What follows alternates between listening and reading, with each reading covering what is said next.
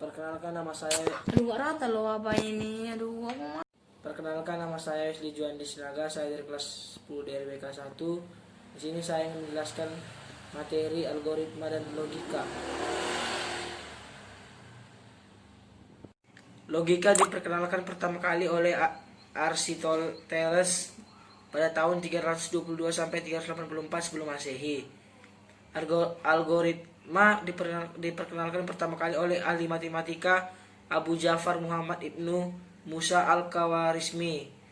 Definisi logika itu terdapat dua. Yang pertama, penalaran atau bentuk pemikiran. Yang kedua, ilmu yang memberikan prinsip-prinsip yang harus diikuti agar dapat berpikir valid menurut aturan yang berlaku. Definisi algoritma ada tiga, yaitu yang pertama, langkah-langkah yang dilakukan agar solusi masalah dapat diperoleh.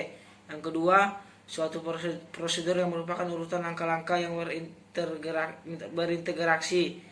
Yang ketiga, suatu metode khusus yang digunakan untuk menyelesaikan suatu masalah yang nyata.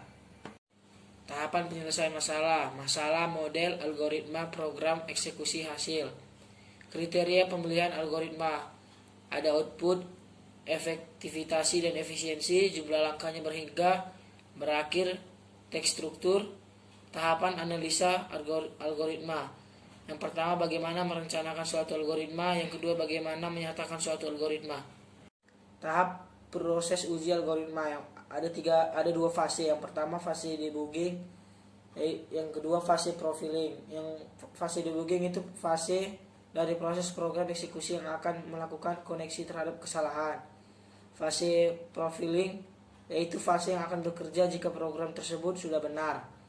Hal-hal yang dapat mempengaruhi daripada waktu tempuh adalah terdapat 4. Banyaknya langkah, besar dan jenis input data, jenis operasi, komputer dan kompilator.